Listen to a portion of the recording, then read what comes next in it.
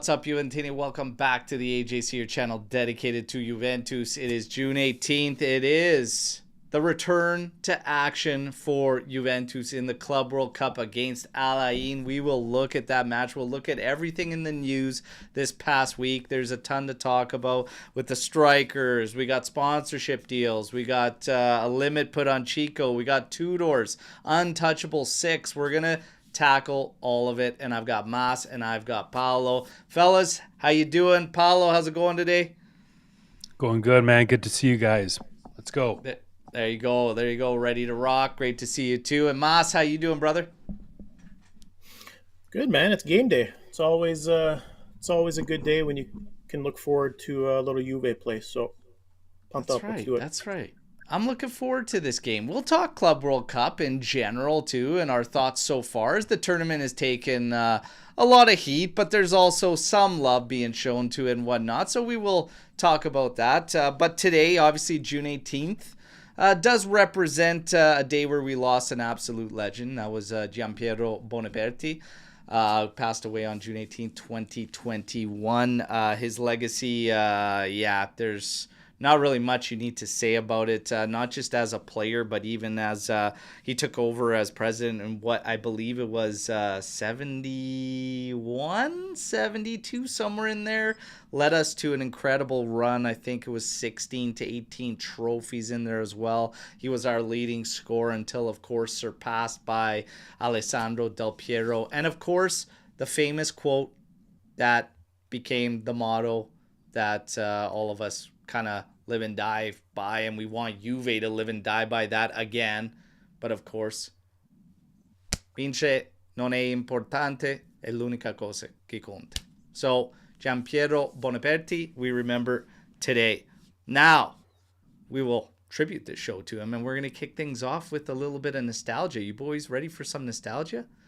Because Monblano comes out and drops the news that until about late July, old Paulo Dybala has a 12 million euro release clause, and he got a call that charged him up, and it was from the black and white. And now everybody's we did do a health check on Lex, okay, hyperventilating somewhere in Ontario, okay, she's okay. So just to fill everybody in, she's okay. But for shits and gigs, boys, 12 million release clause. Dybala back, yes or no? Mas. Well, first let's keep in mind it's Monblano who's reporting it. I don't put much stock into a lot of the rumors that guy puts out there. Two, it's the time of year where this kind of stuff would come out. Makes sense. It's kind of like clickbait, right? But I think we talked about it in the green room. If you're bringing this guy back in to be a central piece to the team, I think it's a bad idea. I mean, he was having struggles with injuries before he left. He's had struggles since he's been at Roma with injuries, so that hasn't changed. The talent's always been there, and I would love to see him back, but I don't think you can rely on the guy to play, 30-plus games a season, right? So it would be nostalgic. It would be nice to see, but I don't think it's very realistic, to be honest. Yeah.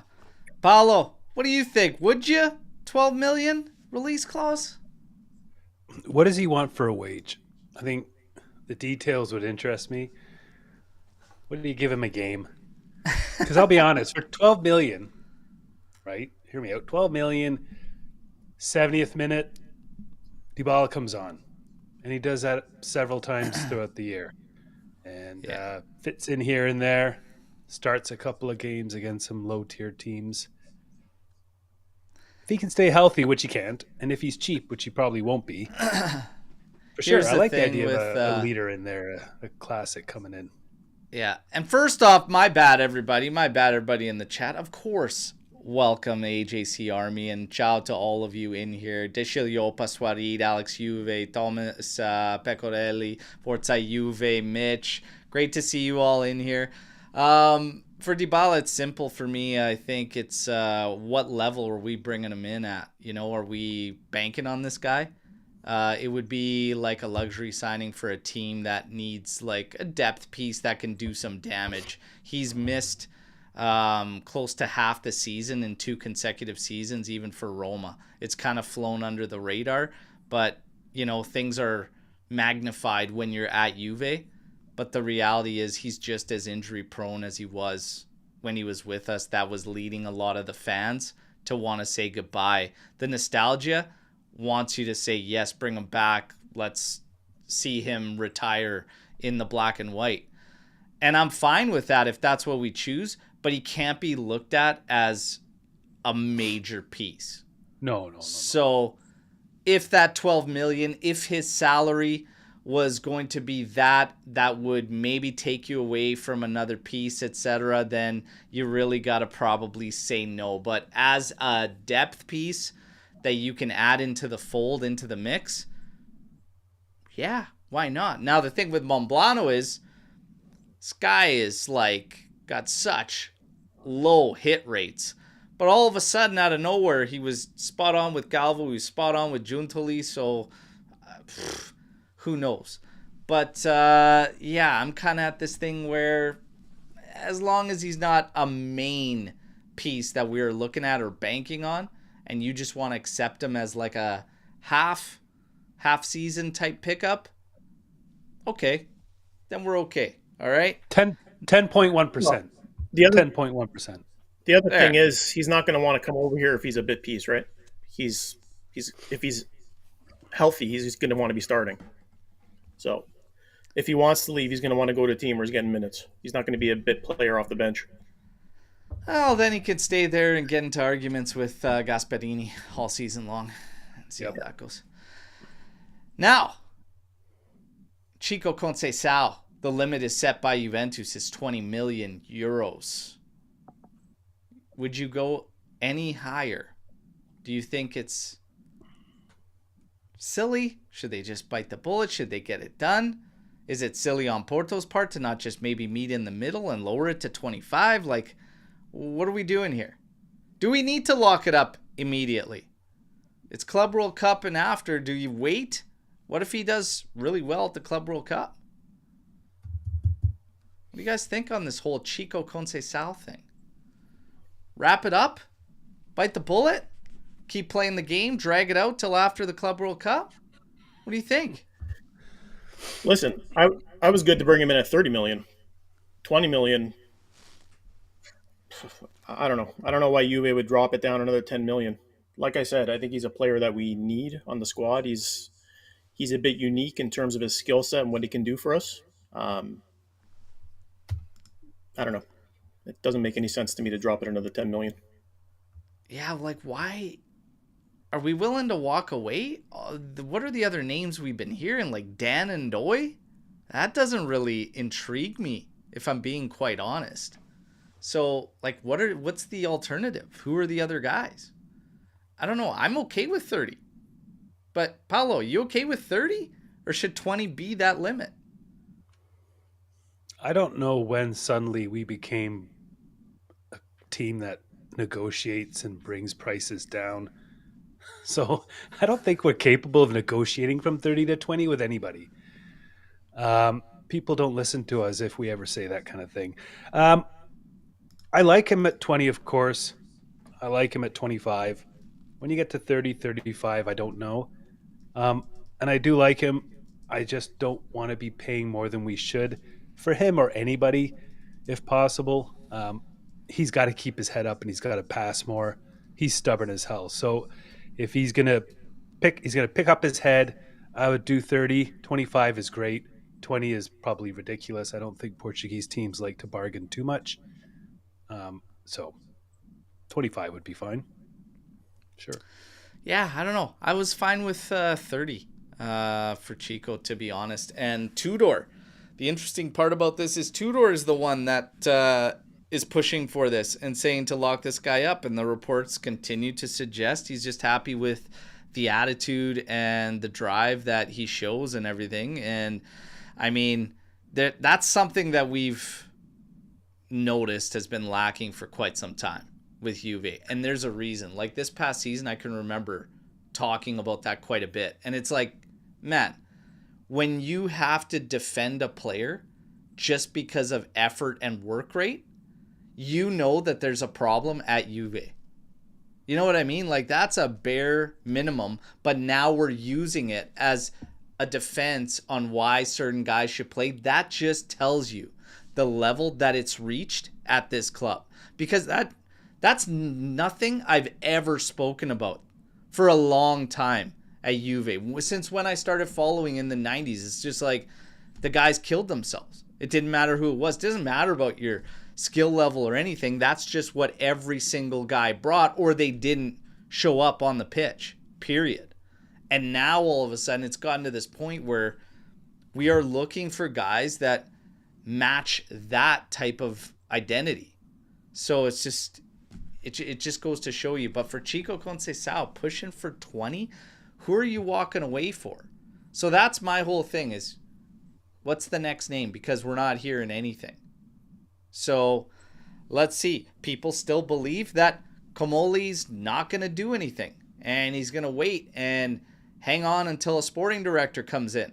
He might not hire one till September. The window closes September 1st. And a couple names just got dropped as well.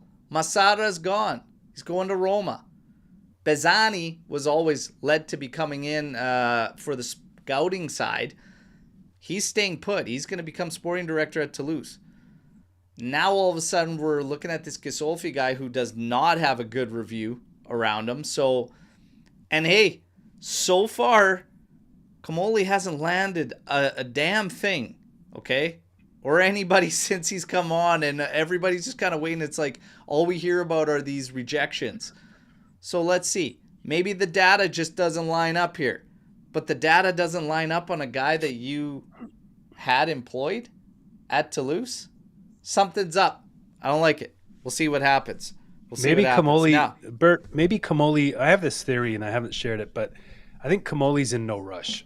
I think he's come here, he's given Tudor, whatever, 3 years. He could still fire him tomorrow. He could still fire him halfway through the season next year. He hasn't made any moves. He's letting people walk away from being prospects. I think he's in no rush. I think it's going to be a weird year. I think this is a transition year. And I think Comolli's going to take his sweet damn time. And Elkin's fine with that.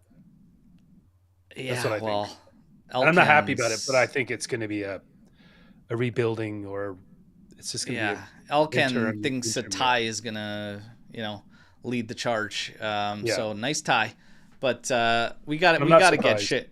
We got to get shit rolling. This team's got to get boosted. Like, what are we talking about? I mean, we've got guys that are ready to leave. We've got Tudor coming in, and I'm fine with the whole Tudor situation. We talked about this contract extension. We talked about demands that he has in the mercato as well. We can't do nothing in the market. That's just silly to me. Absolutely silly to me. That would be an absolute red flag, because you spent all this time, you've got your books right. There's no excuses for this team not to show some serious ambition. I don't care if Comolli just walked in the door. What have the Muppets that have been there for years now been doing?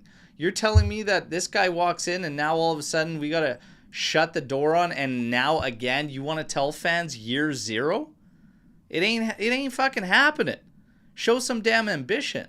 And Serie A is there for the taking. Like, it is. It's going to be just as unconvincing as it was this previous season. So show some damn initiative. Tudor's Untouchable 6. Let's get into this, everybody. Chat, Paolo, Mas. The Untouchable 6, apparently, for Tudor. Locatelli, Thuram, Bremer, Yildiz, Gatti, and Cambiaso. Do you agree with the Untouchable 6? We'll start this one with Paolo, then work our way to Mas.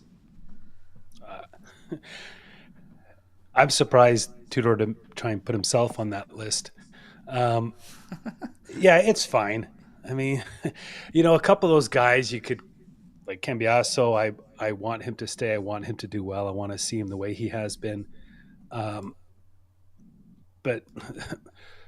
there aren't many players that we have that are really untouchable, that are worth keeping. I think everybody, well, not everybody, but a lot of players should be up for consideration, and I guess that's fine. I mean, those are 5 or 6 pretty decent players, so yeah, I guess you want to keep them. Is there anybody you want to add? You think should be added? No. Okay. Di Gregorio, I mean, I think I would keep him. Yeah, Fede Chiesa over here added Digre too. Mas, what do you think about that untouchable 6? For me, it would be an untouchable 5, and I would remove Gatti and I would remove Cambiasso, to be honest, and I put Digre on there. Gatti, Okay. I think I've said it before. I think he's a good defender. I don't think he's a starting defender. I think he's a good depth piece to have. I think he's a good guy in the locker room. He's got Juve DNA in him, but I mean, if the right offer came in, I wouldn't be holding back. I would let him go. Yeah. Cambiasso, I mean, if we can bring his value back up to what we were looking at getting in the winter, if that was true, around 50, 60 million, 70 million, whatever it was, I would make that move too. And Di Gregorio, I mean, the guy is one of the best young keepers in Italy, if not, Europe. So I'm not in any rush to get rid of him. So he would be on my don't cut list for sure. If I'm talking untouchable, I'm going to be quite honest.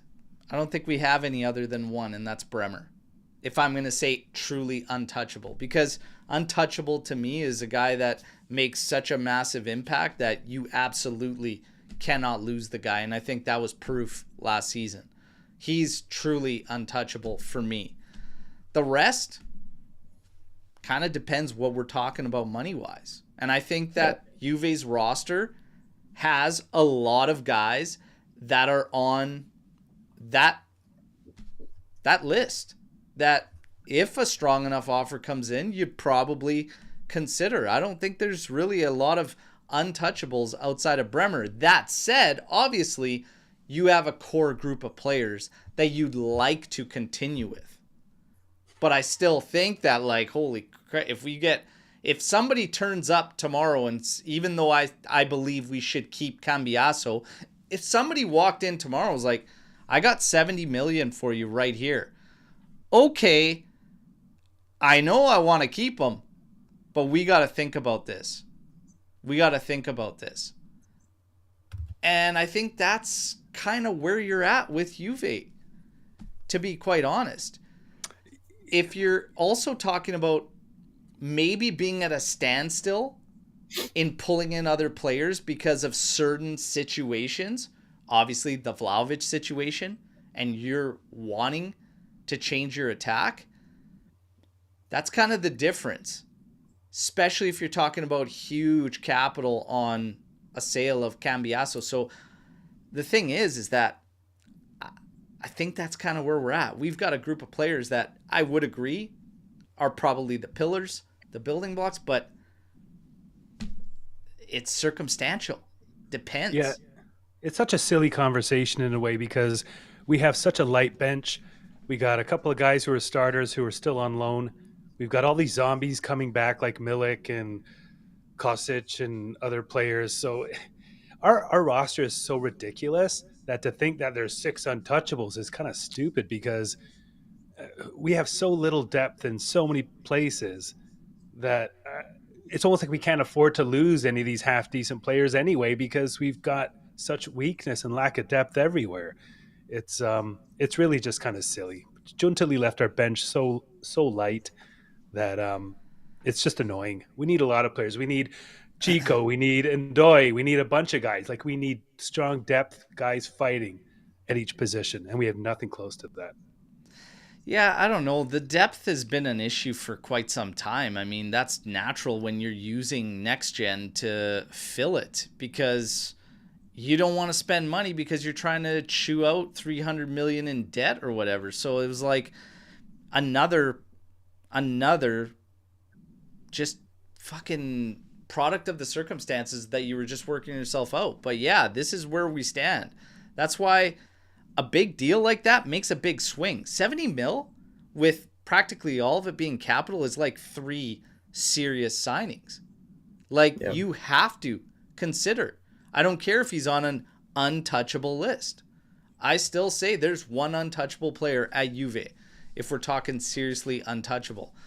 But this is where we're at. This is the reality, right? So there's a lot of work to be done. That's why when I start hearing about Cannoli there taking his sweet time, oh, you got work to do, man. You got work to do. And yeah, if you want to watch a whole mercato go by and not do much because you don't have a sporting director, I'm not buying into that. I told you guys last live show, I'm not buying into it because that's bullshit.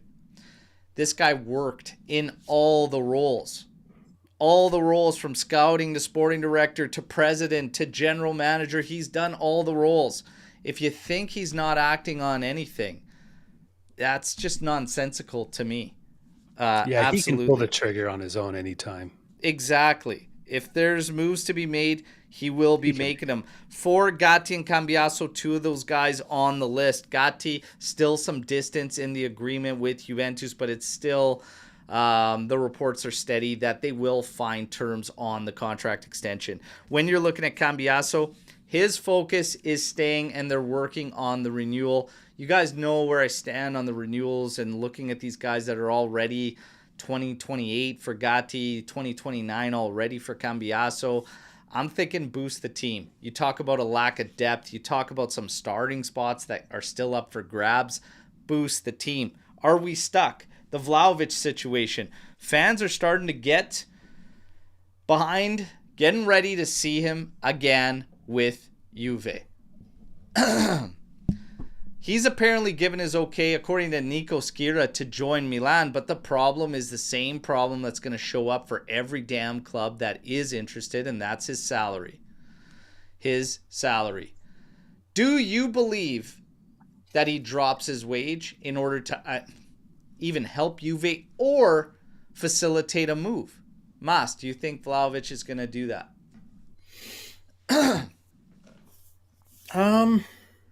I don't know. I've been kind of going back and forth on this. I don't think he should, to be honest. I don't think he has to. I don't think he owes Juve, to do that. I don't know. It's going to be tough to get rid of this guy. That's the problem, right? We're going to have to pay another team just to take him. But Juve gave him that contract. He signed it. It's delivered. So, I mean, he doesn't have to do anything, right? No, he doesn't have to. Will he to facilitate a move? Nico Schira says he's out of the project. I don't think they're acting as aggressively as Motta and Giuntoli did last season with people deemed out of the project. But yeah, he could very much stick to his guns and say, no, this is what I'm entitled to, and do that. Paolo, do you anticipate that's what he's going to do? And we're going to see him again with Juve this season? Yeah, I don't think he's going anywhere soon. Colomwani is undecided, technically, I think. You've got no one else. Yeah. So this guy is basically looking at the bench going, oh, yeah, who are you going to start? You need to put Colo up there every day for 90 minutes? So they don't have any leverage. He has no reason to do any favors. I don't want Teo Hernandez as some kind of compensation for him either. I want money. So he's not going anywhere, I don't think. Not until let's say if you sign Gyökeres or somebody, then all of a sudden I think he makes the move. And him and his agent are like, okay, what can we do here? But he's not going anywhere. So, yeah. And just for obviously shits and giggles there, Hernandez for Vlahovic, you're a no on that, Paolo? I think Hernandez is an idiot, and I don't want him on the team. You won't get an argument from there. Started a poll there, everybody in the chat. We'll see you weigh in. Mas, Hernandez, Vlahovic, swap? I mean, I agree with Paulo. The guy's a bit of a clown, Hernandez, but I mean, we do need depth at fullback. So if we are bringing another striker in, I mean, I wouldn't be opposed to that move, to be honest. The thing with Teo, when I think about this, is he's been at Milan for a while. He's requested 7 to 8 million on a contract from them on the back of 2 pretty bad years for him, especially this season. He's going to ask probably for the same from us. I don't think I'd go that route, especially with a couple of good young targets that we're linked with that I would actually like us to see. Is it the difference of getting rid of Vlahovic? Like, am I willing to keep Vlahovic for another year and go the young route at fullback and then say goodbye, lose him on a free? We might have to do that regardless. So I'd probably take the guys that I'm more interested in at the fullback position. When you're hearing names like Gutierrez, I actually do like as an option. You've got De Kuiper, which I wouldn't mind. There's also some other interesting names that are popping up. Nuno Tavares, I would definitely go that route. I would definitely go Nuno Tavares route over bringing in Hernandez. But that's just me. The chat, 62% say yes, they pull the trigger on the Hernandez for Vlahovic swap there. So there you have it.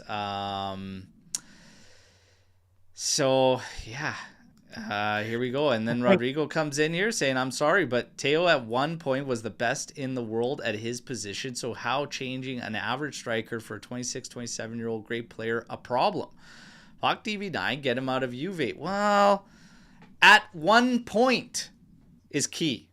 Was best in the world at his position. At one point. He's nowhere near that now. Now you're taking, a high price. I think you might be just saying goodbye to one problem, maybe creating another. That's kind of how I look at it. But to each their own. That's, to each their own. We'll see. As far as the strikers go, Osimhen still apparently being monitored by Juve. When it comes to Gyökeres, well, Cannoli, who some of you don't think he's doing anything, apparently he's ready for 60 million plus 10 in bonuses. That would be 5 mil more than what we heard was an offer from Arsenal. We're hearing a ton about Arsenal shifting focus on Benjamin Sesko. Is that also just a play to kind of scare Sporting that the money's leaving? It's an interesting thing not knowing 100%, because is Sporting using Juve's interest to kind of push back at Arsenal to try to hope that one of them goes higher? Is Arsenal playing games with the whole we're shifting focus to Seshko to scare Sporting into accepting their move? Is Juve's offer really there? Like, nobody really knows. The media is just kind of doing their thing, but we don't really know.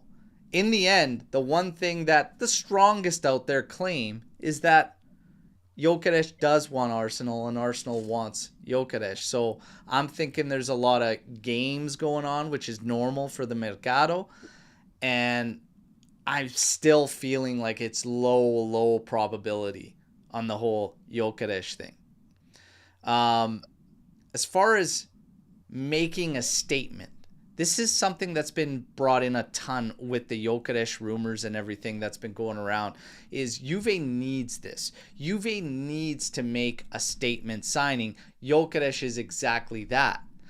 When we talked about the rumors that came out about this offer that Juve would be ready to go 60 million plus 10 million, some said, no, that needs to go to Osimhen, not Gyökeres. So we got kind of a two-part question. Are you comfortable paying 70 million for Gyökeres first off, Mas, or would you rather go a different route? Maybe it is an Osimhen. The majority would say Osimhen. Are you comfortable with 70 million for him? Would you go a different route? And do you believe Juve needs a statement signing? That's a two-part question. I'll be honest, this whole striker thing just bores me. I'm like over it now. Every day it's the same thing. I don't want to sign either Osimhen or Gyökeres, to be honest. I don't think we need to drop $70 million. I don't think we need to drop $70 million on a player right now. I don't think that's where the team is at right now.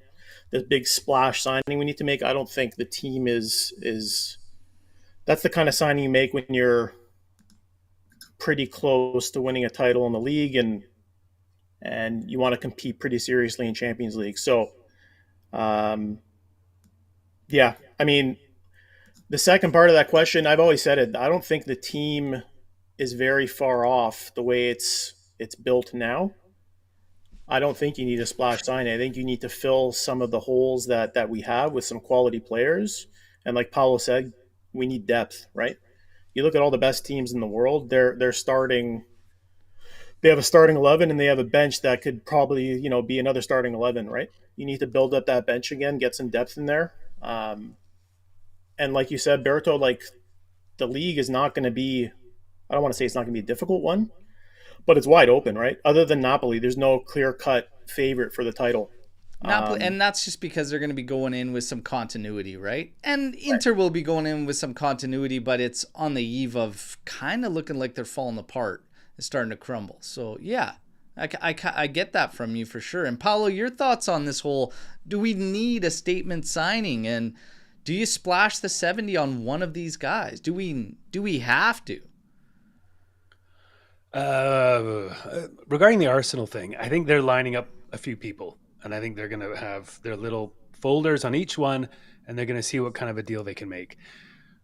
When João Neves was supposed to go to Man United, PSG basically said, no, we want him, but we'll give you Ugarte, and you're going to pay us to help us get the guy we want. And Man United was going to be charged this ridiculous sum for João Neves. It never happened.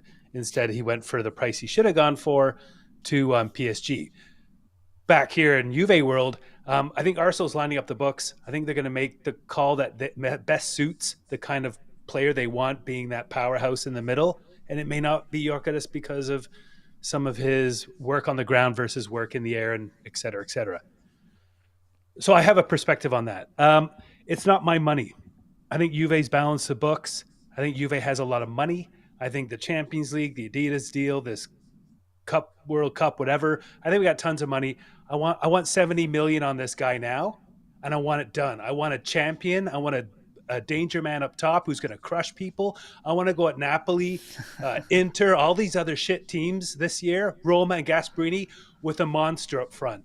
I want to go after this league, after these guys. I want to spend the money, and I want this lunatic striker as one of the key pieces up there. And I want them to spend money on other pieces to make the other areas we're weak better. So yes, and yes. Well, Paulo, let me ask you a question. Is he that guy, though? Like, I think there's a reason. He's the best guy out there right now, Mass. Give me someone better who's going to make a difference. And Osimhen comes with a lot of baggage and a higher price. My fear is there's a reason why teams aren't going in at that price, right? The argument's there that, he's only going to Portugal. He had his stint in the EPL. Who's going to pay the money? Who's going to step up and buy a superstar right now? Who needs one? Who is it, and who needs one? Well, this is just it. Arsenal. They all carry question marks. I mean, we spent fucking 80 on the last big hype guy, over 20, 30 goals a season, whatever, 20 something with Fiorentina. I mean, I get the fear. There's a little PTSD there.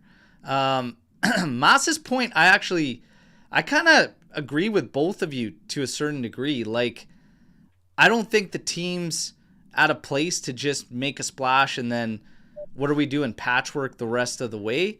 It all depends about how we do it. As far as a statement, I'd love to make a statement signing. But is one signing, can multiple good signings not be a statement if you improve your team overall across several positions? Like, I don't know, like for me, just for shits and giggles, if we were to say go a different route for the price of one of these big guys, let's say you nabbed Ritegi at 45 and David on a free or some shit, or you got David and you got Castro for significantly less than one of these guys, and you went out and got Nuno Tavares as well, and you brought in a midfielder. It doesn't have to be Ederson and whatnot, but let's say you made, 4 signings of that degree. Is that equal to or still lesser than a statement of, man, we went out, we nabbed Osimhen, we nabbed Gyökeres, and we got a couple nobodies in these other holes and we still lack depth. I think you could still make a statement with a series of good, smart signings. The problem is smart signings are in the eyes of, it's always going to be in the eyes of some. Some will say yes to Jokeres. Others are saying no, go Osimhen. Others are saying scrap both these guys. I mean, who knows? But I'm not sold that right now. And I go back to the whole Tonali thing. As much as I would love to see Tonali join Juventus, does it make the most sense for where the team's at right now? I mean, No. what's on the flip side of one of these? What's on the flip side of one of these big signings? Him Why does it have to be one or the positionally? other? Why does it have to be what we can get Yorkers or we can get like 4 guys? Like, why does it or we get Yorkers and we get garbage? Like, why does it have to be one or the other? Because you got to move guys and you still have guys that you're trying to move. This is a similar problem, and I talked about this a lot last show, is that still the guys that are on the outs that you're trying to move, you have a team that is trying to do it with no fucking moves. We just heard Girona for Arthur that they want to fucking loan with another option to buy. Say your fucking goodbyes. You got Douglas Luiz you're trying to move. You're not going to make money on. You're not making money on. Vlahovic, you're not making money on. So it's just like getting salary back. So it's like, yeah, why does it have to be one or the other? Because that's realistically where we're at. Because still, the guys you want to say goodbye to are not the ones that are going to be bringing in the money. The guys that are going to be bringing in the money are Cambiaso, Yildiz. Do you want to say goodbye to those with where the team's at right now? Probably. Yeah, but we not. have money. We have money, and these 5 bums who we can't give away are not going anywhere, and I'm not going to be held hostage for 2 years because of Kostic, Milik, Archer, these guys who are hanging around doing fuck all. I want the club to step up and spend the money that they've got coming in and get both. I mean, that's what I want. It's not my money. Of course, it's unrealistic. You've just cleared. So we've just For what purpose? Now you have sponsorship that's going to probably also go into this mix. Your sponsors, your jerseys now up to 85 million. You also just went through a fucking year where you took nothing on it. We still have to wait for the final numbers once taxes are on there. But still, the reality of the thing is you spend what you bring in revenue. That's your whole game plan. The next count, we have to see what the next count is on FFP and everything. But that's the reality. They're not going to go out and spend 200 mil and not bring in income. They're just not going to do that. That's the reality. And they can't. They can't. We're not in the you've got a Premier League last place team that makes triple what the winner of Serie A makes. It's a whole different ballgame to say, spend, we've got it. Well, no, we have it. It's in reserve, for Christ's sake, because our money is from our backing with Exor. That's the money. Juve still has to find a way to continuously do that, and that's where the disconnect is. We've just gotten to that point. It's still frustrating as fuck. I agree, and Elkan still needs to step up because these goodbyes are what's killing us. Letting these guys linger around. Arthur, Kostic now, talking about him sticking around for another season. Cut the bloody cord and start moving things along the way they need to be. That's what needs to happen. Cut the damn cord. But I don't know. If it's up to 70 mil on one guy, I'm just saying it doesn't. That's not the only way to make a statement if you're Juve. That's not the only way. I agree with that, and I don't know if Yorkeres is the right answer, and Mass makes a good point too. And I agree with all of us in some way or another. I think what's frustrating is you're going to be in 7th or 8th place or 6th place halfway through the year, and you're going to have the same roster, and people are going to be wondering, what are we going to do? This isn't the Juve we know, blah, blah, blah, blah, blah. And you have to spend money to succeed in this game. We've got Champions League. If you want to qualify for Champions League, you better spend something. So I think I don't know what the combination is. It's not an easy decision. It's not my money. I don't know the books. I don't want to be in debt 500 million. But Juve's we have to find a balance, and we have to not be afraid to boost Juve ourselves. splashed big a few times through a decade of dominance. Once, really. It's not a necessity. It is not a necessity. People believe, like, I don't understand this belief that we all want it because of the flash and the pizzazz, and yes, like, you want a killer up top there or whatnot, but, like, I don't see it when you're looking at a team building standpoint for where we are right now, unless you're grabbing 3 of these motherfuckers and you're, okay, we're getting Tonali, Jokeres, fucking Tavares, everybody in one shot. Okay. Now you're talking, Let's Bert. Let's go. Now you're cooking. But it's just, it ain't going to be that way, right? So my whole thing is, are there alternatives that could be stronger? It's a tricky spot to be in. We all want the biggest, the best. We all want that. Well, let's keep in mind, guys, we spent $200 million last summer, right? Spread out. Yeah, and we sold a lot, and too. we sold a bunch to offset and to bring capital in to be able to make those moves too.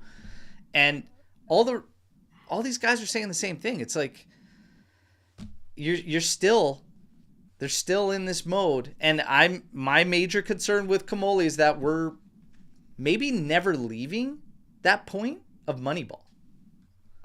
Yeah, and I think that's what scares me too, is that these players that we're talking about, the players you say maybe we can get 4 good guys, they're all going to want 30, 40, 50, whatever for these guys. So I don't know if there's a cheap way to do this. And anyway, so it's a bit frustrating because I know what you're thinking and I don't disagree. I just don't know if you can do it without spending a lot because of who we are and because of the price of a half-decent player.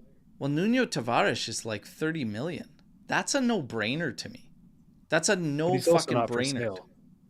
Nuno Tavares 30 million is a no-brainer. If he's for sale. And Juve, what's the Juve price? Well, he is, because Lazio rejected the 30 million. They denied the purchase at 30 million. I'd buy that in a heartbeat. If you're talking about striker, the Jonathan David, the biggest price tag on him is going to be the bonuses and everything, which actually doesn't affect you contractually or your annual books. So it's actually, you can work that out however the hell you like. When you get to Retegui, I understand question marks around these guys, but even the bigger guys have question marks. You talked about Osimhen, the baggage. You talked about Jokeres and doing it in Portugal versus doing it somewhere else, whether it's the Prem, whether it's Serie A, everyone's got question marks. So do you bury yourself into one high-price move at this time? I said it a million times. I'm glad I'm not the one making the call because it's a hell of a spot to be in. We talked about the sponsorship. Now, management took serious flack, rightfully so, for going through an entire year without sponsorship. We've now seen a couple new deals come up. Whitebit is going to be the official sleeve sponsor of Juve. You still have Games that is on the back. You have Jeep partnered with Visit Detroit, and now you've gotten a deal with Adidas now. So Adidas is going to be with Juve to 2038 for the tune of 408 million. Is it less than the previous Adidas deal? Yes, a little bit, but that's why you make it up with these other sponsors too. The kit as a whole is worth 85 million annually now in sponsorships, which is actually the highest. So yeah, you might take a hit individually on some deals, like Jeeps with Visit Detroit was less than the highest point we had reached with Jeep. The Adidas one, a little bit less, but as a whole, with Whitebit, with Games, it's more. It's more overall on the kit at 85 mil. Good on them. Good on them for getting shit done and actually bringing a solid amount, respectable amount in the sponsorships. Had to happen.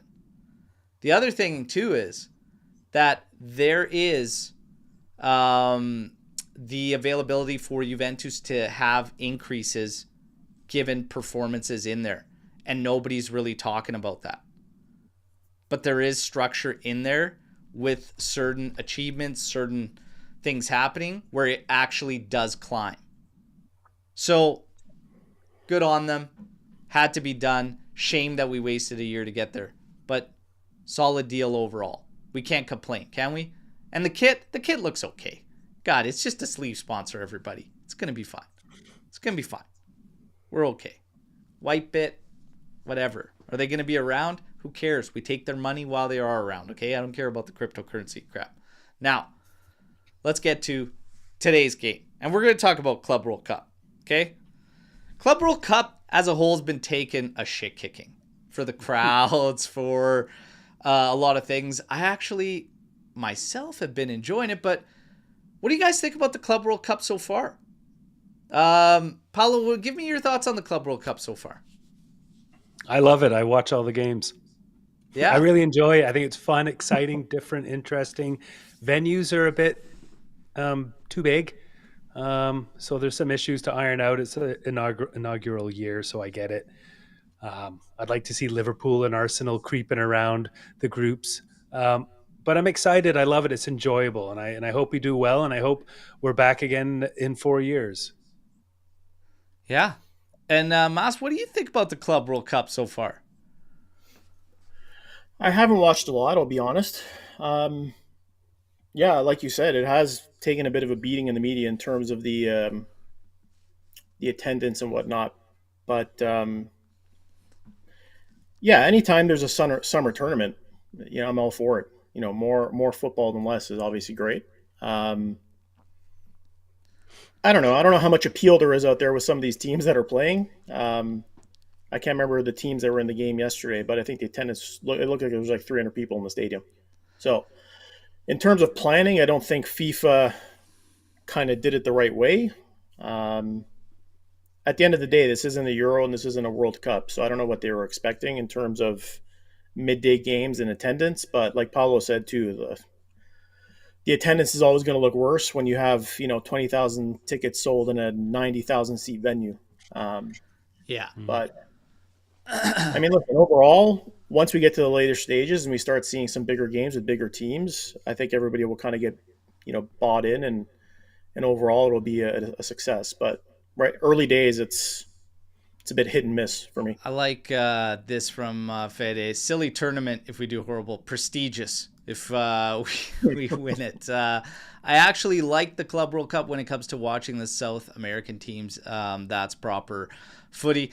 I will say this, and I've been saying it a lot. I mean, yeah, they're taking screenshots of matches, all matches, and of the crowd, etc. They took one of the Atletico PSG match and made it look like there was nobody there. There was 80,100 in attendance. The place was packed. The Rose Bowl was packed. And they just took it at an inopportune time. So that there's a lot of that kind of happening too. I don't know why, but there's people out there trying to discredit anything to do with football in North America. But yeah, again, big time. You watch some of these games and Lincoln Financial Field, where we will be Mas for the Juve game against Wydad. That holds 80,000 people. Okay? Allianz Stadium in Turin, 47 capacity, like 47, 48. You've got massive fields that they're putting teams that don't have a global following in. Of course you're not going to get a stadium jam-packed. These people just don't have it. FIFA, for me, has so many it has so many shortcomings in the build-up to this. And excuse me, yes, Lincoln Financial Field. Thank you, Eddie, who I'll be seeing in Philly. It's like 67, 68. Regardless, some of these other stadiums are 80,000 capacities versus a lot of these clubs that hold 35 to 48. Okay? But the point being is that there's certain elite clubs, because of their prestigious histories, that have that global fan base. Okay, that will have a draw and have that. When you're putting some of these clubs in there in these stadiums, it just ain't gonna happen. So to keep picking on that, it is what it is. There's some cool things out of this, though, and it's some of the matchups. Watching Boca and Porto play was cool. I enjoyed it. I enjoy a lot of these matchups and seeing these teams line up against each other. I just think they should have gone a little bit smaller. I think FIFA and people act after the Bayern thrashing like we don't see beatdowns in the World Cup. Anytime you make it world, you're setting it up for powerhouses to meet some minnows. It's just going to happen. We talked about this in the Army chat. You can play a World Cup and have a good run right up to the semis sometimes, depending on the draw. You know where the strongest teams come out of, predominantly Europe, and you have a couple of strong teams out of South America. It's just like, it's the same thing with club football. So I think if they got more of the bigger clubs involved and less, but then you got to change it. It can't be the Club World Cup. You just got to name this tournament something else because there is going to be some exclusion. But I think if they just honed it in a bit, took it easy on the stadiums, size and everything like that, you could have something really, really awesome. Really, really awesome. But so far, I'm enjoying it. For Juventus, I'm going to be there. So I take off. I'm heading down to Vancouver later on today. I fly out tomorrow morning.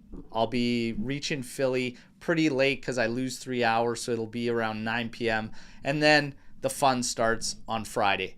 So we're going to have a lot of fun around there. And there is a Juventus meetup. We're telling Juventus fans to meet up at Xfinity Live Saturday night from 5 to 8 p.m.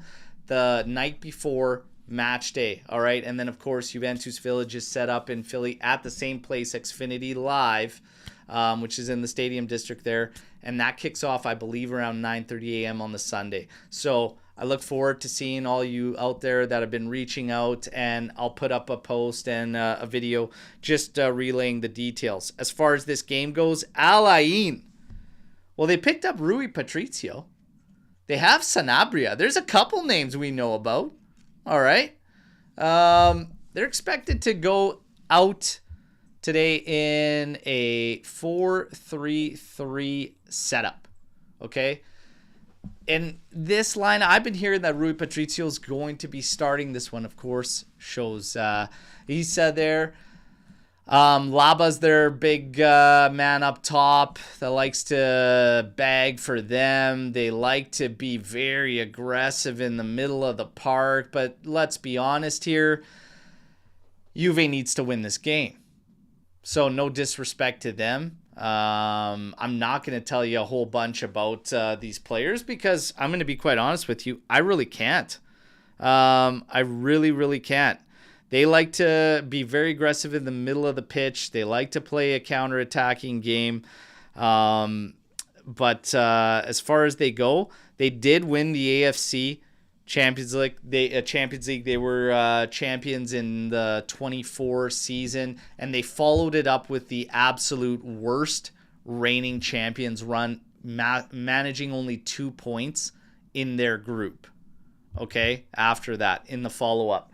This past season, they finished 5th in their league. Juve's got to win this game. That's all there is to it. Juve for the Club World Cup, and one of the big things, even in the header to this show, is can Juve shine? This is a fresh slate now. The pressure of Tudor's situation of coming in, that's all past us now. We qualified for Champions League, got everything done. This is a fresh slate. So can we actually shine through in this tournament and do some damage? We'll look at that. But the lineup, this is what he's going to go with today, according to Albanese. We're still waiting as it gets closer to game time. Di Gregorio, across the back, Rugani, Kalulu, Kelly. So you'd have to expect that Gatti still having some lingering issues there for fitness. And with missing Locatelli there, as you see, Weah, McKennie, Thuram, Cambiaso across the middle. There you go. Locatelli still struggling with an ankle issue that took him out from the Zurich camp. Conceição and Yildiz Was rumored Colt Miners was going to be in there and Kolomwani up top. Guys, what do you think about this lineup? Mas, what do you think? Yeah, based on who we have available, I mean, there's not many other options there. Kalulu at the heart of that D kind of worries me a bit. I would probably slot Big time. Rugani there instead.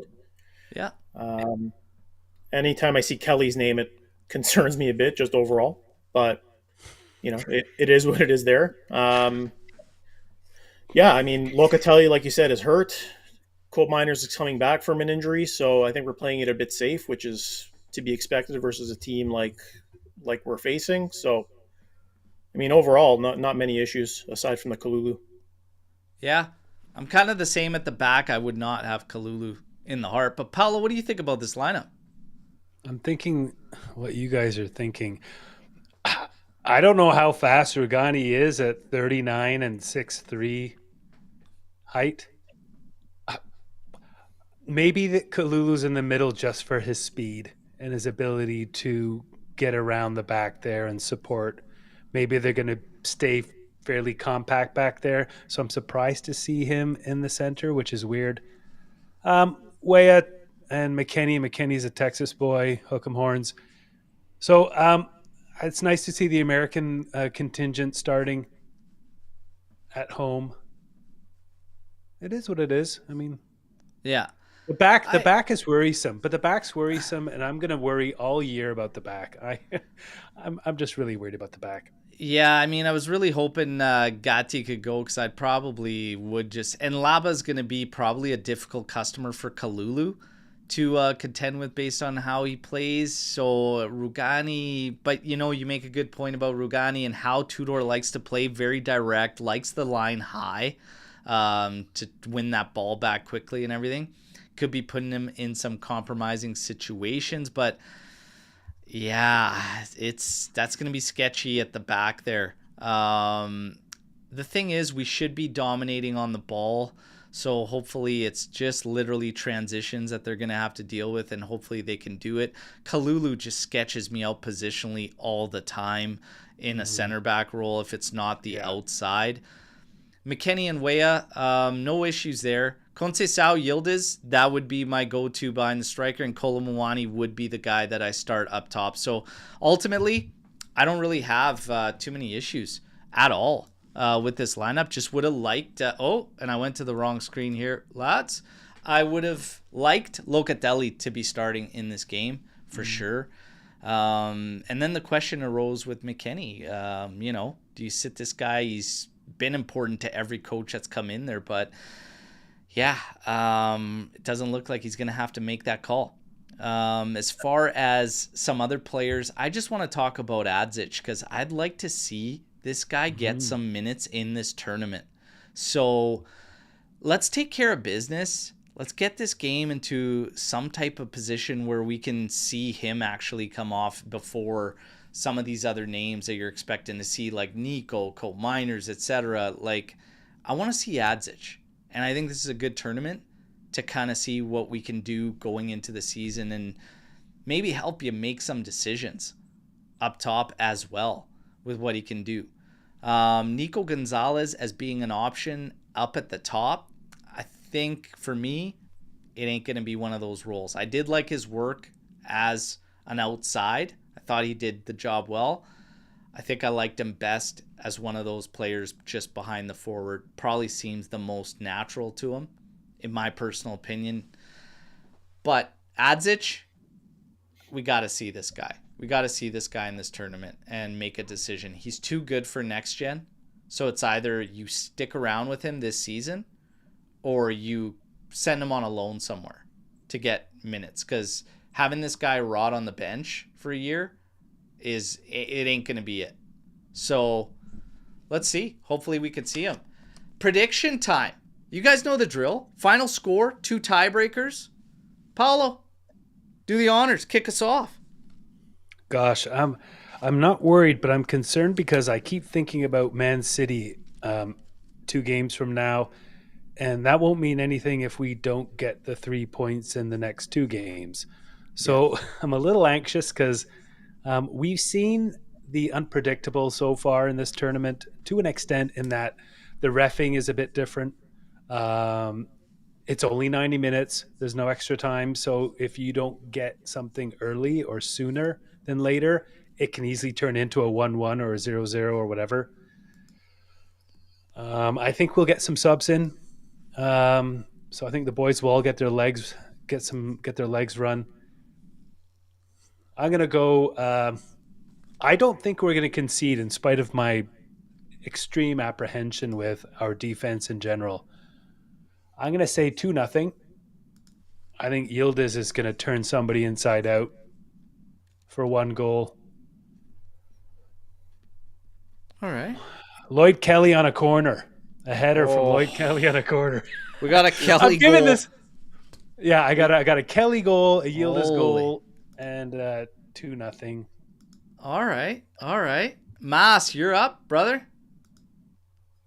I'm seeing some of these score predictions in the chat. 5-0, 4-1. We When's got the last time we 4-0 scored 5 goals? Chico goal. We got 3-0. Honey, we got 3 I know. 1s. We got a few 3-1s. We got a 4-1, a 5-1, a 5-0, a 4-0.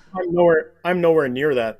I'm thinking 2-1. I'm thinking they're going to score first, which is typically what happens to us. They're going to catch us off guard, and then we're going to start playing, and we're going to come back, and we're going to put 2 in there and win 2-1. That's my prediction. So Alain scoring first. Yeah, it's going to be a then you fluky, dumb goal or a big defensive mistake, and then we're going to get our heads together. And I think we're got a lot of concern at the back line, but funny enough, I don't think we're going to concede today. I think organization and structure will take over and ultimately be too much for Alain. And Yildiz is going to cook. He's going to cook in this game. So I'm going to say 3-0. I'm going to go with a 3-0 Juve win. I don't see us conceding, and I hope we don't concede today. The first 2 are going to have to be victories, and we'll get to the aftermath here and whatnot. But I'm going 3-0. I'm going to say Yildiz with a goal and an assist, all right? So goal and an apple for Yildiz. And I'm going to say that someone bags off the bench. Who's going to bag off the bench? Maybe it'll be Nico. Maybe Nico comes in and bags. Give me a little Mbangula. Coop off a free kick. I'm going to go with Nico. Nico bagging off the bench. Might still start. I mean, that was just a projected lineup from Albanese, so we'll wait and see. But I'm going to go with that. In terms of this tournament in general, can Juve, we talked about fresh slate now, Tudor, these players. We're going to get to storm the barn real quick here. Can they do some damage? Can we do some damage in this tournament? You think fresh slate, all the pressure, all the tension, the way the season ended kind of gone behind them, and now it's, fresh, it's new, it's a little bit of continuity, but now peace of mind and knowing that, you can go out here and freewheel in this tournament. It's not so critical. You think we could do some damage? Who wants to tackle this one? What are your expectations? Where do you think we'll land? Out in the first knockout? Well, I mean, once you get past the group stage, it's pretty much, anybody's ball game at that point. Expectation, I think round of 16 is my expectation. There's some pretty good teams in this tournament, right? So I don't know. It all depends on how seriously they're taking the tournament. How much effort do they really want to put into it? So I'm thinking round of 16 at minimum is a good showing for us. But we could surprise. We don't have a bad team.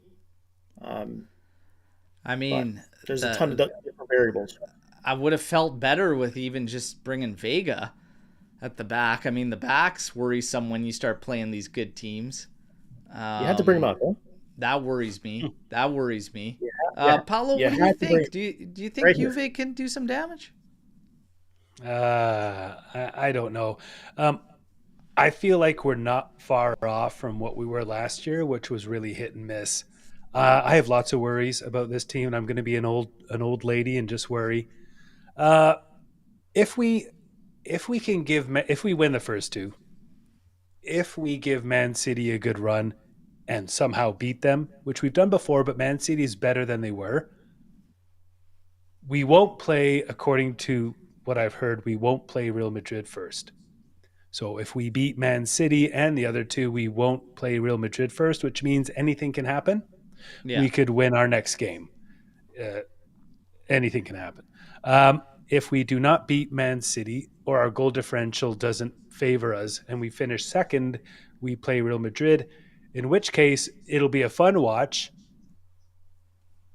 I would be very, very worried about our defense in that game. And if we get through, I think it's a bit fortunate. Yeah. It's that back line that's just really, really going to be an Achilles heel, I think, once you start lining up against the Madrids, the Cities, Yeah,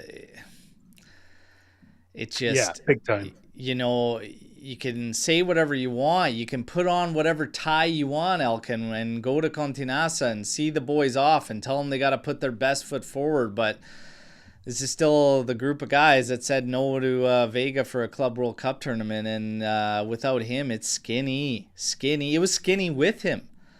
So Facundo Gonzalez can't even make the trip out, dealing with a back issue. So it's literally these guys that you see there, Gatti that's still dealing with something, and Gil Push is there. It's skinny. That back line is going to be an Achilles heel, I think, unfortunately, when we run into those tough teams. The one thing that has me, if I'm going to cling to some hopes of doing some damage, is the fact that the Club World Cup is going to be pretty wide open football. It's going to be pretty wide open football, and with Tudor's direct approach, north-south, maybe, just maybe, you could do something. But, man, that back line, it's tough to have serious confidence and serious, conviction around words saying, yeah, we could do some damage or catch teams off guard. Obviously, you got to play the games out. Anything can happen. But Kalulu at the heart of a back three, for me, is a scary sight to see. Disaster. Scary sight to see. We are going to get to storm the barn here. Let's go. Alex Juve. Would you play Douglas Luiz the whole Club World Cup to see his real potential? Would you play Douglas Luiz? Should Douglas Luiz be starting today if Locatelli's not in there? Doesn't that just show you how far he's fallen down the pecking order? I think I said this at the end of the season, but man, if you can't start him versus a lower side like this, that's saying something for sure. Again, it depends how seriously they want to take this tournament. I mean, if you're taking it seriously, I don't think you can play him just based on. I don't think you can play him serious minutes just based on the season he's just coming off of. But I'd like to see him get some minutes just because I'd like to have his confidence build up a little bit if we're going to keep this guy for next season. I think he needs to be showcased anyways, no matter what your intentions are, right? Even if you're looking to sell, he needs to be showcased. But as far as starting, and I think, you guys know how I felt. I think he doesn't want to be at Juve and hasn't wanted to for a while. So I've always just felt that way personally. So I don't know. Starting him, I get it. Not starting him, but he does need to get some minutes in there. Paulo, what do you think about Luis? I think you scared me with some truth syrup there. He may not just want to be here, and that's really disturbing and frustrating and insulting. I think him and Coop need to have great years, especially if we're keeping Luis. So I want to see him out on the field as much as possible because he can be an excellent player and he can be a game changer. He can completely organize the middle and create wonderful opportunities for other people. So I hope he gets a lot of playing time, and it's really sad that someone does want to be on our team. Yeah, because you Trent's might be saying right. play him versus City so he can get that Premier League attention. That's where all the attention, I guess, he's getting is there now. Reminder, everybody, hit that like button. Swarit asking, will there be any live watch-alongs for any of the games? So there will not be one tonight as I'm traveling to Van, getting ready for the flight tomorrow. There won't be one for Philly because I'll be there in the stadium, but I'll be sure to bring you some cool footage. And then the return game, there should be potentially a watch along for the last group game, and then we'll go from there. Lives, we're going to try to do one live from Philly on the Saturday morning, the day before the game. We're going to try and do a live there, okay? Do you guys know? Oh, here comes Adam. Uh-oh. Do you guys know what happens when you do, what is it? Zich plus, Zich plus Zich. You add Zich.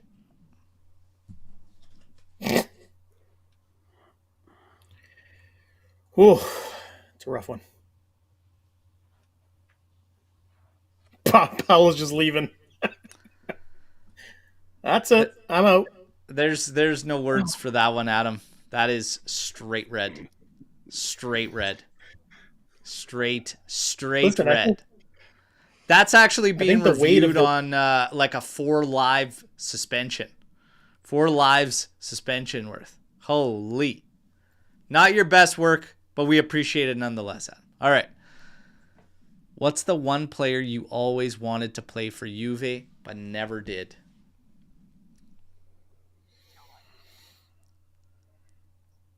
Are we talking about guys that were linked or close to coming and didn't, or just in general? Just in general. Just in general.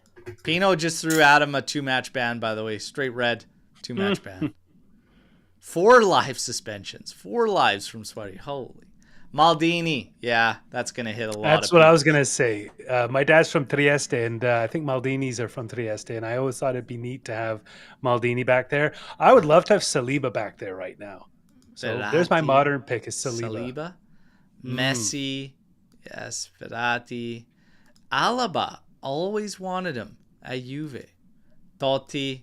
Yeah. Totti, I think Totti was what I was going to say. I mean, Thomas Muller. Verratti.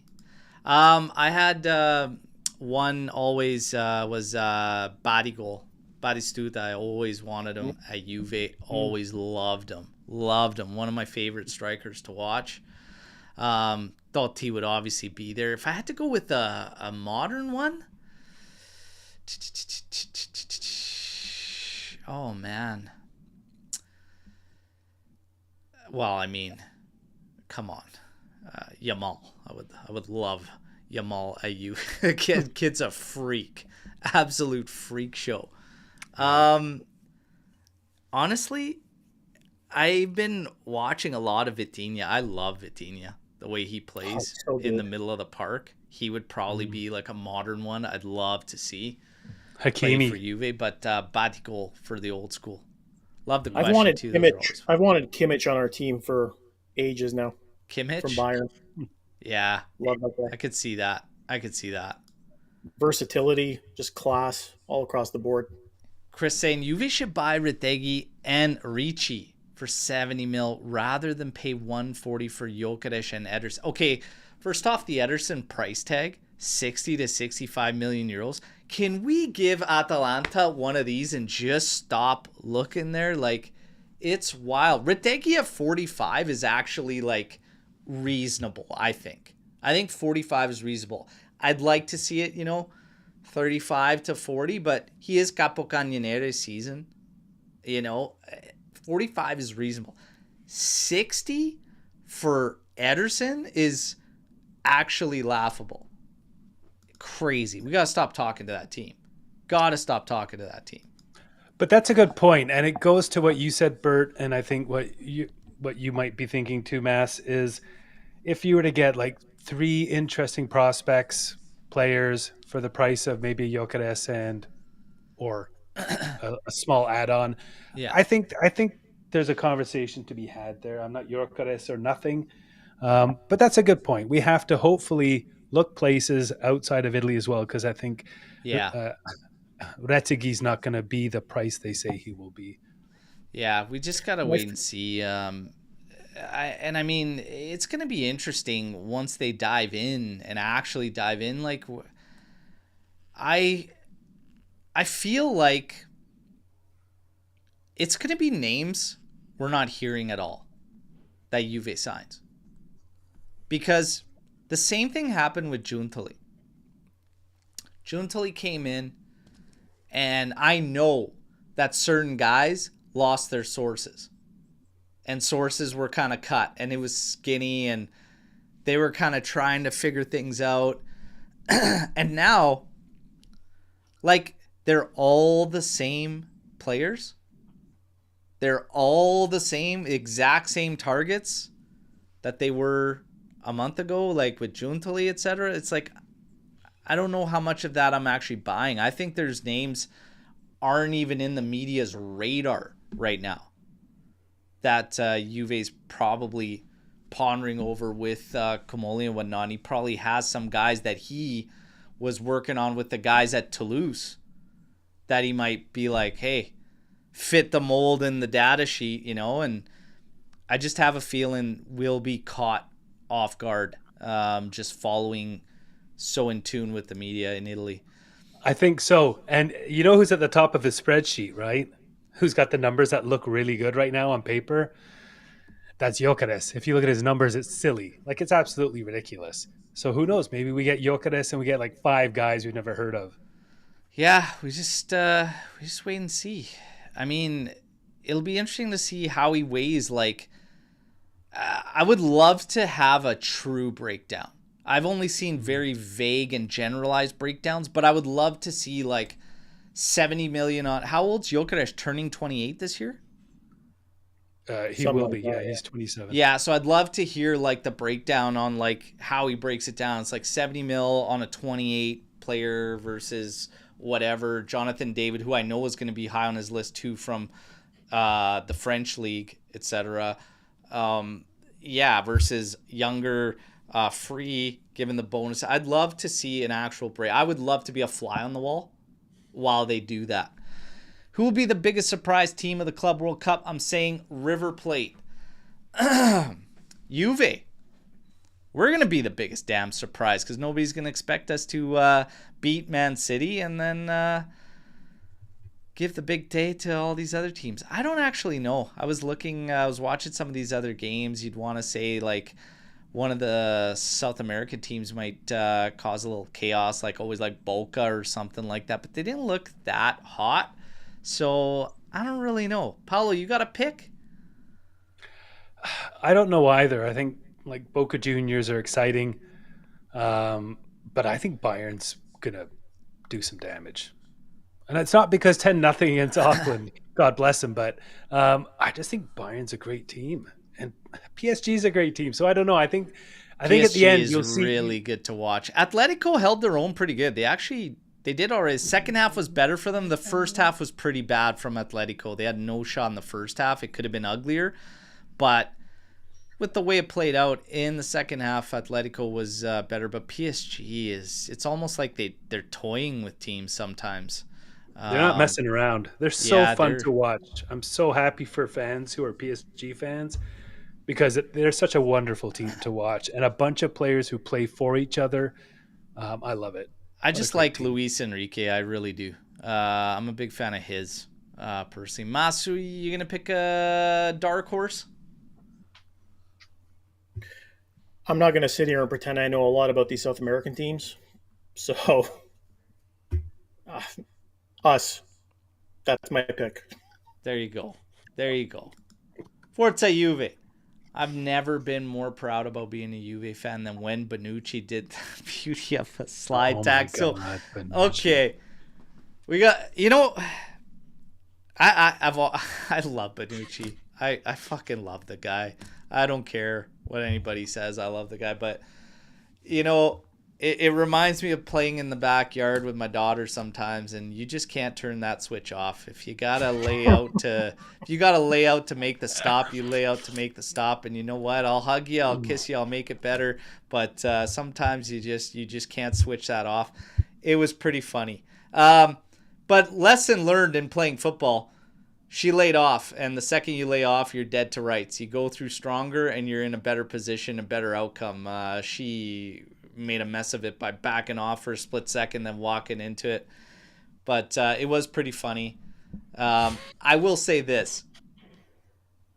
Another Amici di Nessuno moment, because in that same charity match, Carlos Tevez comes off the bench, bags like 3. Did he bag 4? He might have bagged, I think he bagged 3.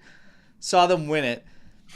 And the headlines talking about the game were ex-Man United player Tevez scores hat-trick. Ex-Juve player slide tackles female in harsh, brutal challenge. And I was just like, well, they both played for Juve. You could have went with ex-Milan player too for Bonucci. But it's just funny how they always have to swing it in that direction.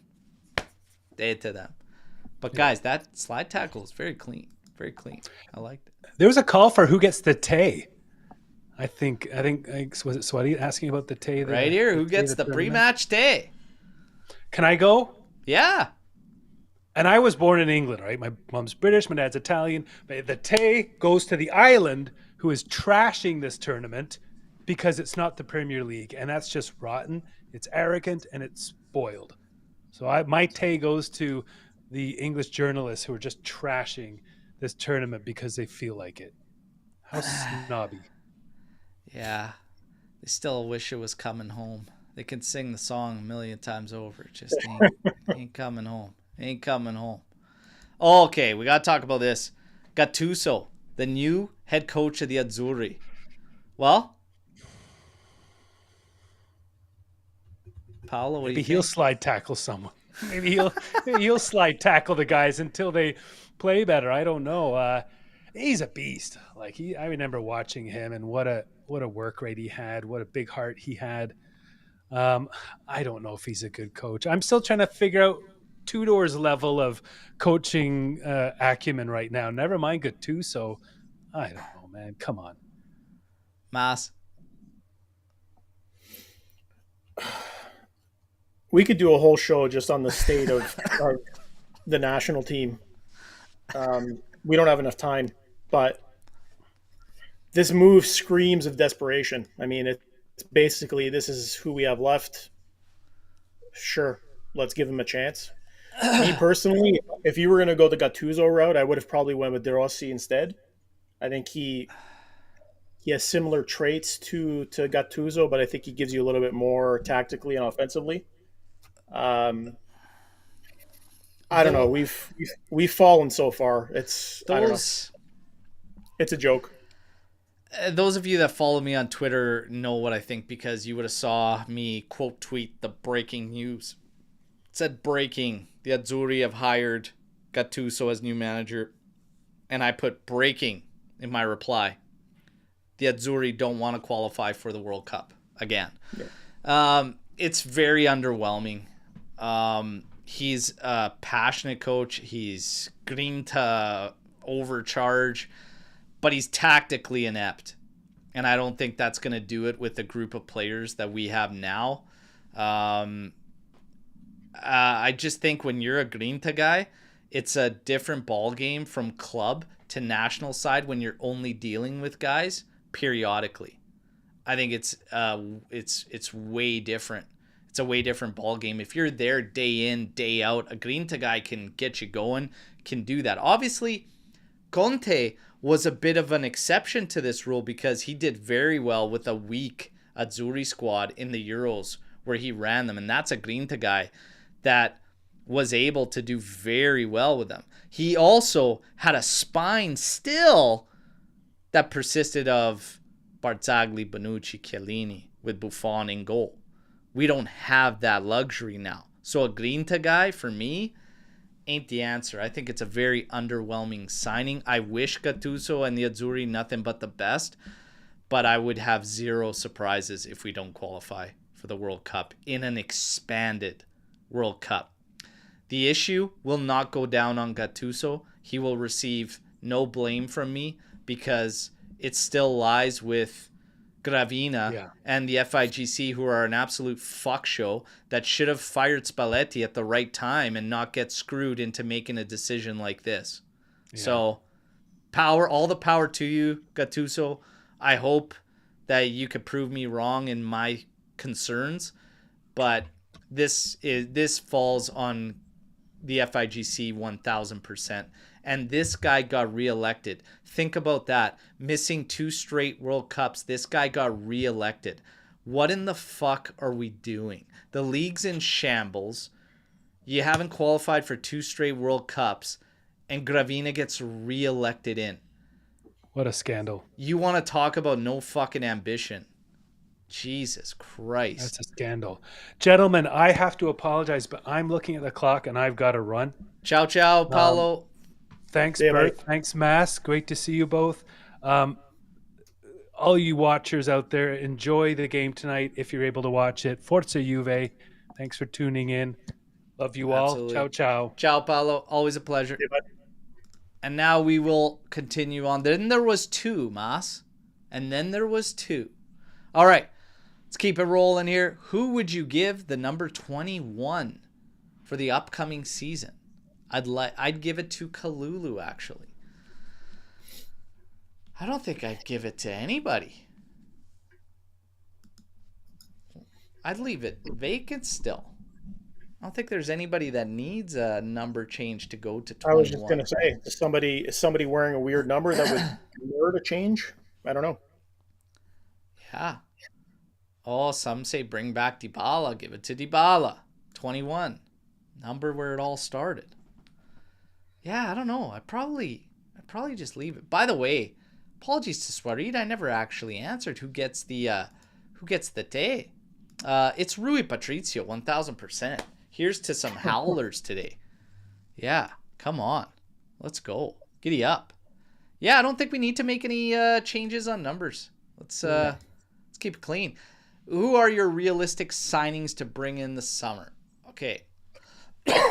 Realistically, I honestly have felt the whole time it's very difficult for Osimhen. It's very difficult for Gyökeres.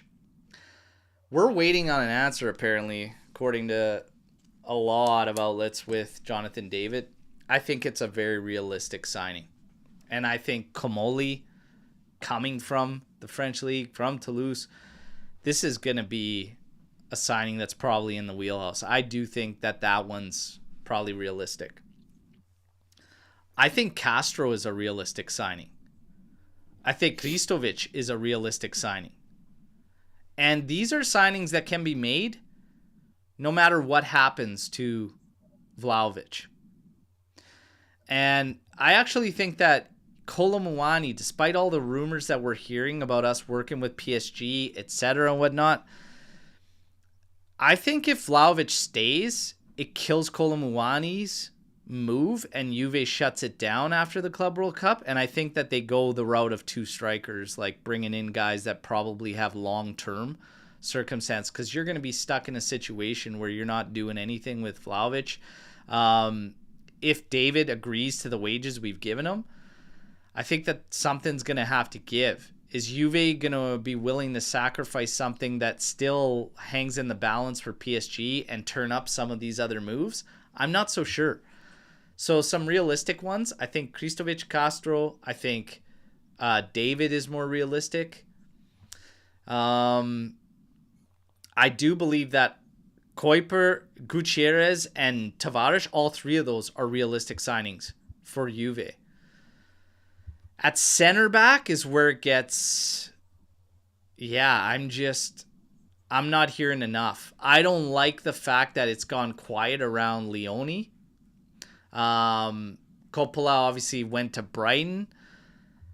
I would like to see us pick up Leone. He's also not the final solution of what I'd like to see at center back, but I do think you've got to nab somebody. It's probably a great time to jump on Leone.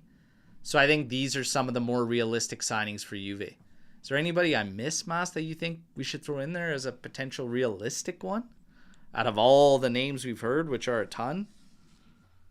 You mentioned Coppola. That still burns me up, man. You wanted Coppola. Well, 10 mil, right, is what he went for. So cheap. Well, not only 10 mil, but if you look at defensive, like center back stats across Europe, he was very high on that list on a lot of the important stats. Yeah. For a young kid like that, I mean, you're not going to see him back in Italy.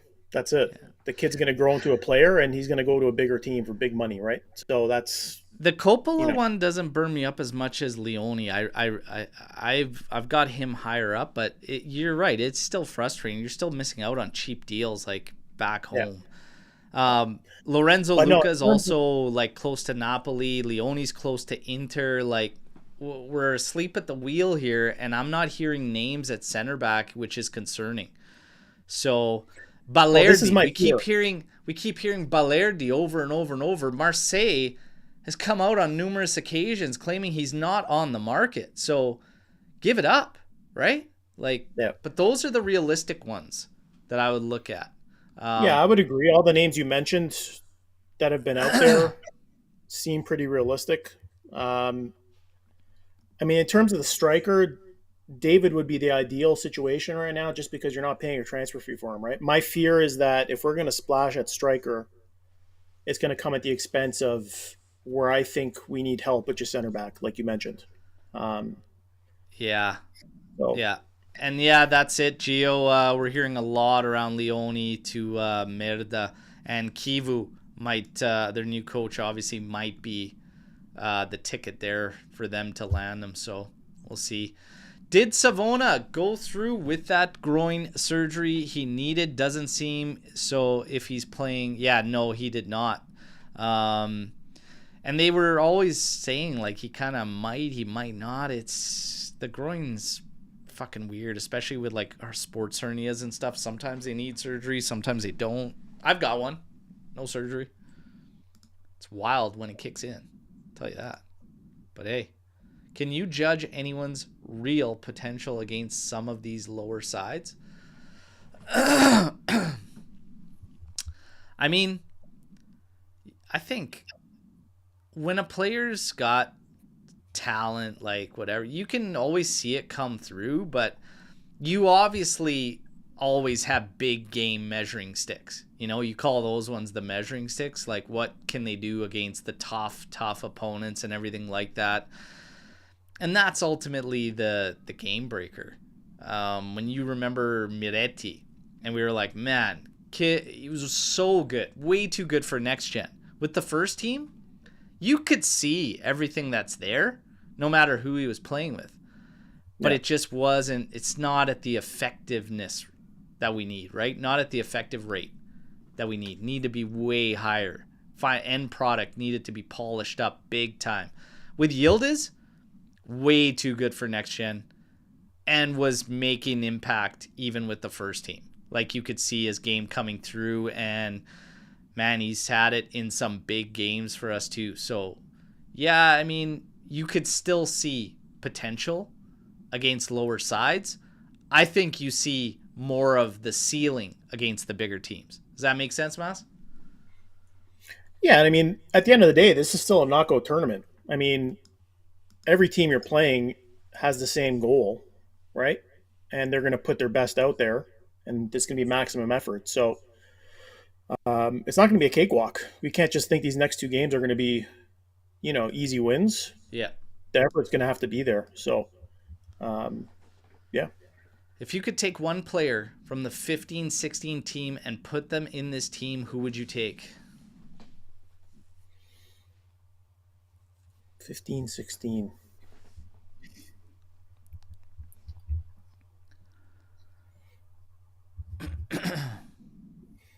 Who do we have at striker 15-16? 15-16 was right after Tevez. That was the first year of Higuain, I believe. Yeah. I mean, Higuain right now would be pretty... it'd be a killer. Yeah. Or do you take someone at the back, because that was the BBC? You take Chiellini. Chiellini and Bremer? Oh, Good my night. God. Good night, everybody. Yeah, I think you just sold me right there. You could just find a goal and fucking, that's it. I would take Chiellini. Yeah, that's probably where I'd go. I'd probably go at the back. So that's an interesting question for the mercato too. And I'll ask everybody in the chat here, what's the biggest priority? What's bigger priority for Juve? Striker, center back, in your opinion? And Mas, what is it in your opinion? Is center back higher priority right now than striker? I've said it all along. And I just said it. If getting a expensive strikers at the expense of a center back, I don't want to do it. I think center back is an area we need to improve. I don't think Gatti's a starter. Um, so I think if you bring in another shutdown center back to pair with Bremer, I think we're in a good spot. And I think if we have to keep Vlahovic because of that, um, so be it. I would keep him. Yeah. Man. Look at this. Striker, center back. Center back and striker both equal importance, priority. Forza Juve saying striker. I think Bremer returning will make the defense look completely different. We talked about this in the Army chat too. I brought this point up last night that Bremer and Gatti barely allowed just attempts. Not even on target. Barely allowed the opposition attempts at the start of last season, right? So it says a lot about Bremer and his impact. That's why I say he's the true untouchable. Oh man, I think it's close. Maybe just the edge to striker, but center back, it's tough. It's tough. Striker might be the play. So many players in trade rumors and nothing comes out of it. I think we end up with Dushan, and not many will come from our list. It's all speculation. Well, we talked about it. I mean, I don't even think too many know what Kamoli's thinking right now. And again, still trying to round out the staff, still trying to work on contracts and a lot of the focus in-house. But it could be names out of left field. How do they know what a new guy comes in? How do they know what this guy's thinking? What he's doing, what he's going through? It's tough. It's tough. And how much of it is games? Even when you hear about Jokic, we talked about Arsenal playing games probably to bring price down. Anything can happen. Any chance we can bring in Retegui and David? I mean, financially you could. But will they? I don't know. Is Retegui's price actually 45 from Atalanta? No. Is David going to budge on his demands? How long is David going to wait out for? The window opens very soon, everybody. July 1st is the official opening of the transfer window, right? And this is another thing that surprised me right across the board, that there's not more agreements done and in place. Usually by this time you hear agreements are done, agreements are in place with players, teams, and then it's made official, when the window opens. So it's really wild, especially when you look at striker. It's really wild. We have to just wait and see. Just have to wait and see. But on that note, you guys, today, let's kick this Club World Cup. No matter what the hell you think about this tournament, it is a tournament. Teams are playing serious. There's a lot of money at stake. They're going to get after it. I want to see Juve put forward a strong performance today against Al Ain. We should be winning this game. We should be doing so comfortably. I'd like to see a guy like Adsic get some minutes. I'd like to see some guys that maybe didn't get a bunch in the closing tense moments of last season. You got a fresh slate. I'd like to see us build up. I'd also go this far because Tudor's taken a lot of flack for him ending up being the manager. Everybody a lot had their hopes set on Conte, etc. Tudor needs to show his in-game management increasing and stepping up. So I'm going to be looking at that as well in this tournament. Let's try and not kill players before we sub them off. How about that? Let's just start there. Baby steps. Well, that's what I was going to add in there too. Let's not get injured, please. Let's not have anything catastrophic happen. No injuries, and we're good. No injuries. Take care of business. Get a win, and I'll see you in Philadelphia. All right? Yep. And Mas, I'm going to be seeing you in a couple days. I'm getting there late Thursday, then Friday. When do you get there? Aiming for Friday evening. Friday evening. Nice. Yeah. Nice.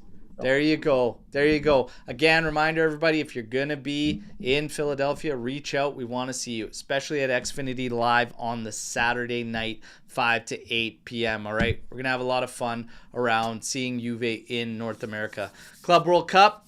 Hey, I'm enjoying it. You guys, just take it for what it is. Enjoy it. Tonight, 6 o'clock my time, 9 p.m. Eastern time. All right? They take on Al Ain, and let's hope for a strong, strong showing. Until our next live, okay, I'm still going to rock the news. While I'm traveling here, it might be later. It might just be in YouTube short format, but there will be some changes because I got seriously early flights. So we'll see how it goes, but I'm still going to try and bring you all the content, all right? Guys are the best. Drop a like before you leave. Subscribe if you haven't already. And I look forward to bringing you some fun stuff from our trip to Philadelphia and checking out Juve at the Club World Cup. As always, no matter what, fino alla fine, forza Juventus. And today, for Al Ain, let's give them one of these. Ciao tutti, and to everyone going, we'll see you in a couple days in Philly. Ciao, ciao.